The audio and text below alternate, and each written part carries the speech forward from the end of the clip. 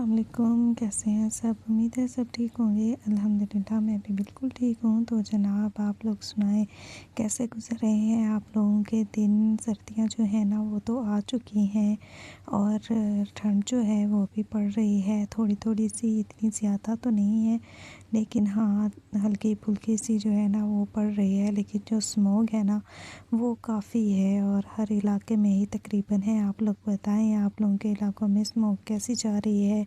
ज़्यादा है या कम है? क्योंकि यहाँ पर हमारे इलाके में ना सुबह के टाइम तो बहुत ज़्यादा होती है और जब आहिस्ता-आहिस्ता दिन निकलता है तो फिर आहिस्ता-आहिस्ता ख़त्म हो जाती है और धूप निकल आती है। और इसी तरह अब देखो क्या बनता है आगे, किस तरह किस टाइप की और कितनी सर्दियाँ आती हैं, तो टाइम के साथ साथ पता चलता रहेगा। तो जनाब यहाँ पर जो मैंने वीडियो के स्टार्ट में आपको सूट दिखाया था ना, वो मैंने स्टिच किया था। आप लोगों ने ज़रूर बताना है कमेंट में कि ये कैसा बना है, आपको अच्छा लगा है या नहीं।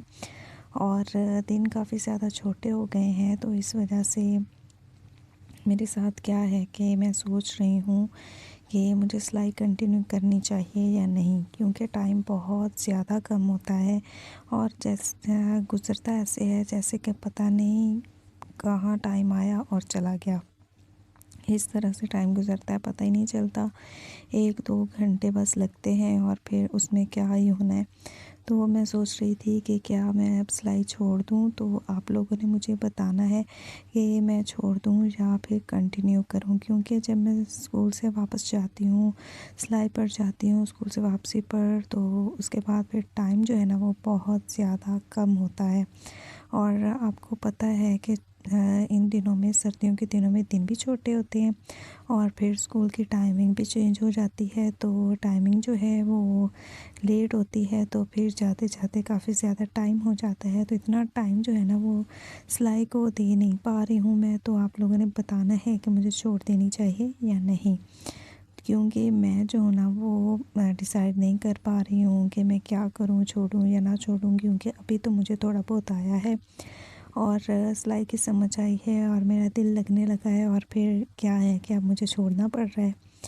तो चलें जी, अल्लाह बेहतर करेगा। आप लोग अपनी राय का इज़हार ज़रूर कीजिएगा, आप लोगों को क्या लगता है मुझे छोड़ना चाहिए या नहीं। तो मेरे ख़्याल में पहले जो था ना काम सिलाई वाला, पहले तो मैं कहती थी नहीं ये मैंने नहीं सीखना, मैंने स्टडी करनी है, फ़लाँ करना है, फ़लाँ करना है, मैंने ये काम नहीं करना। लेकिन लड़की के लिए बहुत ज़रूरी है हर हुनर सीखना, हर काम करना, क्योंकि ज़िंदगी में कभी भी ऐसा टाइम आता है कि वो हुनर हमें बहुत ज़्यादा काम दे जाता है। तो यही सोचकर मैंने फिर शुरू कर दिया। मैंने कहा कि चलो, मैं चाहती हूँ कि मुझे हर चीज़ आए, तो वो इस वजह से बस मैंने शुरू किया था। तो अल्हम्दुलिल्लाह मुझे अब इतना तो हो चुका है कि मैं अपनी मर्ज़ी के कपड़े स्टिच कर सकती हूँ। और जैसे मतलब कि पहले मैं देती थी ना स्टिच होने के लिए, तो वो कभी कोई मसला बन जाता था, कभी कोई मसला। तो इस तरह से ना ही तो इतने प्यारे स्टिच होते थे, ना ही मेरी मर्ज़ी के मुताबिक होते थे। तो अब ये है कि अब मैं खुद ही स्टिच कर लिया करूँगी अपनी मर्ज़ी के, अपनी डिज़ाइनिंग के जैसी करनी होगी वैसे मैं कर सकती हूँ। तो इस तरह से जो है ना वो बहुत ही मेरे लिए आसानी हो जाएगी। और इसके साथ साथ एक वजह ये भी थी कि मेरी जो डेली की रूटीन है ना वो काफ़ी ज़्यादा टफ़ हो गई थी। ना ही तो मुझे कोई रेस्ट का टाइम मिल रहा था, ना ही कोई अच्छी तरह से घर मैनेज हो रहा था। घर आकर मैं शाम को तकरीबन घर आना, फिर खाना बनाना और फिर इतना काम करना, और बहुत ही ज़्यादा बर्डन आ गया था। तो मैंने सोचा कि चलो थोड़े दिन ना मैं रेस्ट करती हूँ और उसके बाद जो है ना फिर से अगर मुझे टाइम मिला तो इंशाल्लाह मैं स्टार्ट कर लूँगी। लेकिन अभी जो है मुझे थोड़ा सा रेस्ट ले लेना चाहिए और मैं थोड़े दिनों के लिए छोड़ देती हूँ। और उसके बाद जब छुट्टियाँ वगैरह होंगी या कुछ भी ऐसा होगा, मुझे टाइम मिलेगा ना, तो फिर मैं दोबारा शुरू कर दूँगी। तो आप लोग बताइएगा क्या मेरा ये डिसीजन ठीक है या नहीं, मैं छोड़ दूँ या नहीं? क्योंकि एक दफ़ा छोड़ देना तो फिर दोबारा वही चीज़ें दोहराना और दोबारा आना बहुत मुश्किल हो जाता है। कोशिश तो मैं ये करूँगी कि मैं घर में ही प्रैक्टिस करती रहूँ, लेकिन अगर ना भी कर पाई ना तो फिर मसला ये है कि फिर जो मैंने सीखा होगा ना वो भी आहिस्ता-आहिस्ता मुझे भूल जाएगा या फिर मेरी प्रैक्टिस जो है वो ख़त्म हो जाएगी। तो इस तरह से ना फिर सही नहीं होगा। तो कुछ समझ नहीं आ रहा था, तो मैंने सोचा कि चलिए मैं आप लोगों के साथ मशवरा करती हूँ। आप लोग बताइएगा कि मुझे क्या करना चाहिए, छोड़ देना चाहिए या नहीं? अच्छा जी, तो यहाँ पर आज मैं बना रही थी चावल और सारे जो काम है ना वो मैंने ख़त्म किए। कपड़े वगैरह धोने वाले जो थे मैंने मशीन लगाई और जल्दी से वो ख़त्म किए। सारे काम सफाइयाँ वगैरह मैंने कर ली थी, सब कुछ करके उसके बाद फिर मैंने खाना बनाना शुरू कर दिया था। क्योंकि खाना बनाने का मज़ा तब आता है जब सारे काम जो हैं वो ख़त्म हो जाएँ और एंड पे सिर्फ़ हमारा खाना बनाने वाला रह जाए।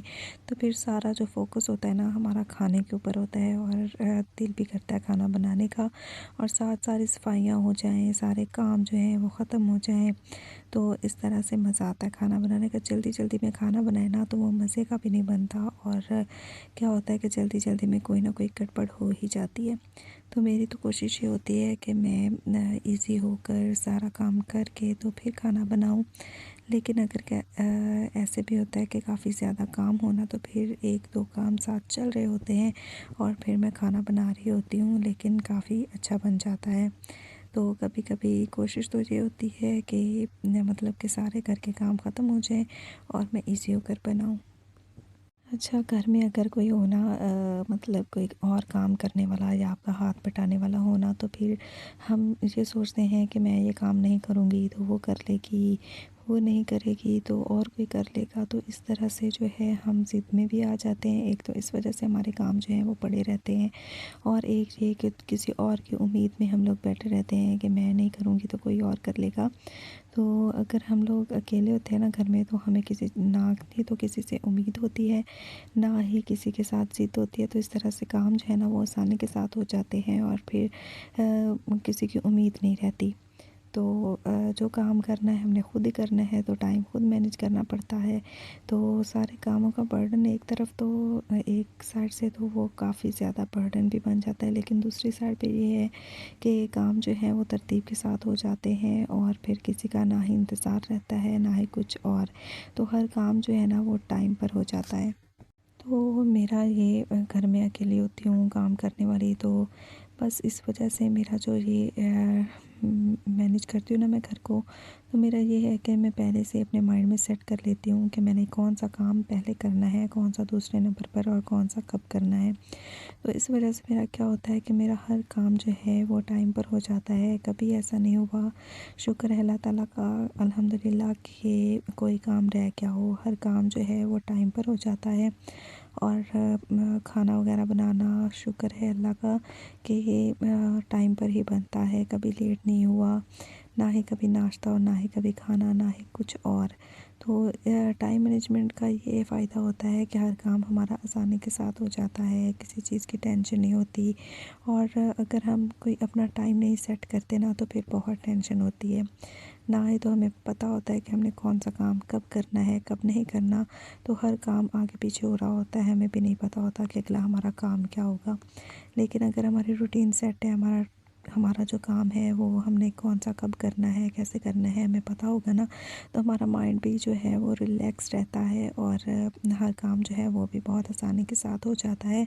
तो बस इस वजह से मैं अकेले ही घर को इस तरह से कुछ मैनेज कर लेती हूँ। तो जनाब यहाँ पर जो चावल है ना वो तो हमारे हो गए हैं तैयार। आप लोगों ने बताना है आप लोगों को देखने में कैसे लग रहे हैं, क्योंकि मुझे जो है ना भूख काफ़ी ज़्यादा लगी हुई है, तो मुझे तो बहुत मज़े के लग रहे हैं।